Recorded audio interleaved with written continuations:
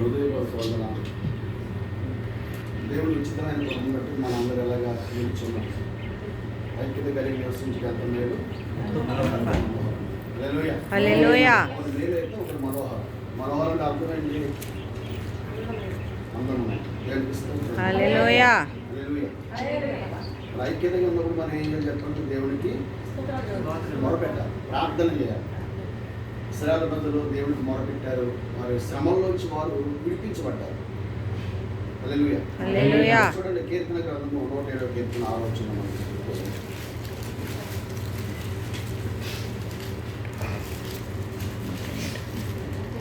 వారు కష్టకాలమందు యెహోవాకు మొర్రపెట్టిరి. చూడండి, వారి కష్టకాలమందు యెహోవాకు మొరపెట్టిరి, ఆయన వారి ఆపదలలో నుండి వారిని విడిపించి ప్రార్థన చేయాలి. హల్లెలూయా. మహాగణుడు మహోన్నతుడు అయిన యేసయ్యాని వందనాలు. ఆకాశ మహాకాశములు కలగజేసినట్టు వాడా, సృష్టికర్తమైన దేవా, హల్లెలూయా. కనికర సంపన్నుడు కరుణామయుడైన తండ్రి, నీకు వందనాలు, కృతజ్ఞతలు, స్తుతులు, స్తోత్రాలు చెల్లించుకుంటున్నాం.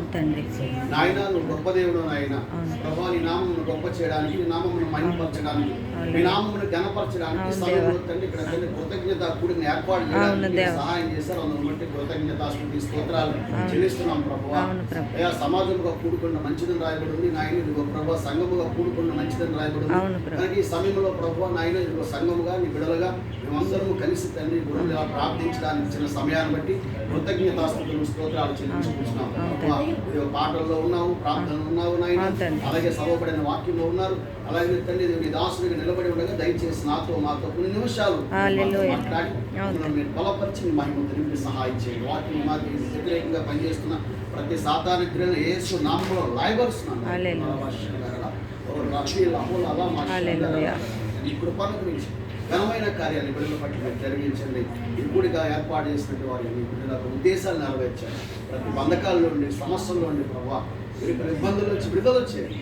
ఏ బంధకాల్లో బంధించబడి ఉన్నారు, ఏ సమస్యలు ఉన్నారు, వాటన్నిటినీ విడుదల చేసి ఆశ్చర్యమైన కార్యాన్ని మీరు జరిగించి సహాయం చేయండి. యేసుక్రీస్తు నామములో ప్రార్థన చేస్తున్నాను. ఆమేన్. స్తోత్రం చెప్తాము. హల్లెలూయా. హల్లెలూయా. చూడండి, ఇక్కడ కీర్తనకారుడు మాట్లాడుతున్న మాటలు మనం చూస్తే,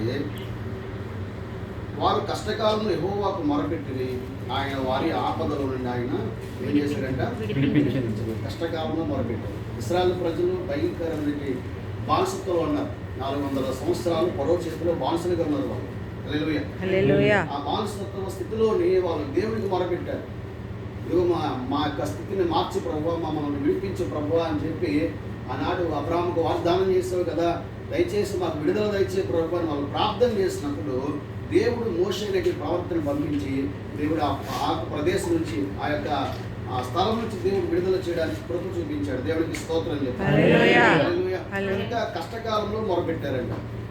మనకి ఏదైనా సమస్య ఉన్నప్పుడు మనం మొరపెట్టేవారు ఉంటే, ప్రార్థన చేసేవారు ఉంటే ఖచ్చితంగా దేవుడు సహాయం చేస్తాడు. ఇదే మాట ఈ అధ్యాయంలో 3 సార్లు రాయబడి ఉంది. 13వ వచనంలో కూడా అదే మాట రాయబడి ఉంటుంది. చదవండి. కష్టకాలమందు వారు యెహోవాకు మొరపెట్టిరి, ఆయన వారి ఆపదల నుండి వారిని విడిపించెను. 19వ వచనంలో కూడా అంటే చూడండి. కష్టకాలమందు వారు యెహోవాకు మొరపెట్టిరి, ఆయన వారి ఆపదల నుండి వారిని విడిపించెను. దేవునికి స్తోత్రం. హల్లెలూయా. హల్లెలూయా. అదే మాటలు వారు రాస్తున్నారు. దానికి కారణం ఏంటంటే, నిజంగా మోషే ఏం చేశాడంటే ఫరో దగ్గర అద్భుతాలు చేసి ఆ ప్రజల ఎదురుగా ఆశ్చర్యమైన కార్యాలు దేవుడు జరిగించి ఆ కష్టకాలంలో భయంకరమైన స్థితిలోంచి దేవుడు విడిపించాడు. బందీలు అయిపోయారు, వాళ్ళు బంధకాల్లో ఉన్నారు, సరసాల్లో ఉన్నారు. దేవునికి స్తోత్రం. వాళ్ళ బంధకాలు మామూలు బంధకాలు కాదు, చాలా బానిసత్వంలో ఉన్నారు. వాళ్ళు ఇశ్రాయేలు ప్రజలతో వ్యక్తి సాకిరీ చేయించుకునేవారు. ఆ ఫరో దేవునికి స్తోత్రం చెప్తారు. వారు ఆహారం తినేది తక్కువ, కానీ వాళ్ళు పనిచేసేది చాలా ఎక్కువ.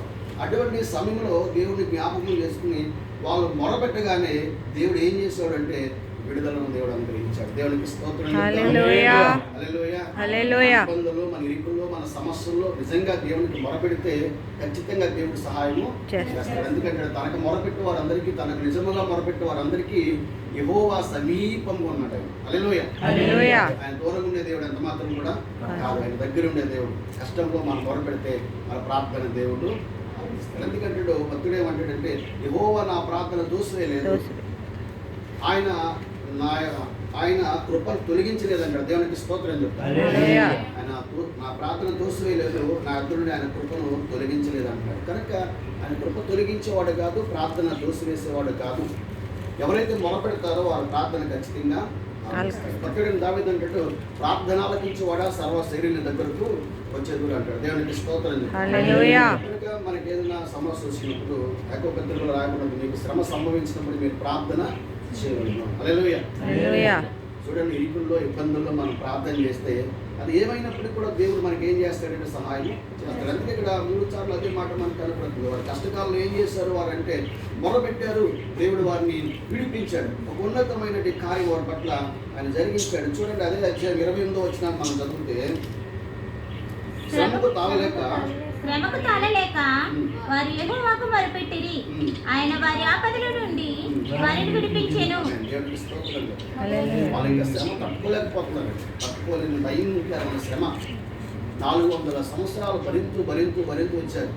కానీ ఇంకా ఆ శ్రమకు తట్టుకోలేక ఇబ్బంది పడుతూ అప్పుడు ఆ కష్టకాలంలో వాళ్ళు మొరపెడితే దేవుడు ఆ స్థలంలోంచి దేవుడు ఏం చేశాడు చెప్పండి, విడిపించాడు. హల్లెలూయా. హల్లెలూయా. దేవుడు విడిపించే దేవుడు. ఆయన బంధకాల నుంచి విడిపించే దేవుడు, సమస్యల నుంచి విడిపించే దేవుడు. పౌలు శీలను తీసుకెళ్ళి ఎక్కడేసారు చెప్పండి, ఎక్కడేసారు? పౌలు శీలను తీసుకెళ్ళి శరసాలు వేశారు. ఆ శరసాల్లో ఉన్నట్టు వాళ్ళు ఏం చేస్తున్నారంటే కుంగిపోలేదు, అలాగని వాళ్ళు బాధపడట్లేదు. వాళ్ళ మధ్యరాత్రి వాళ్ళు ఏం చేస్తున్నారు, వాళ్ళు ప్రార్థన చేస్తున్నారు. దేవునికి స్తోత్రం. హల్లెలూయా.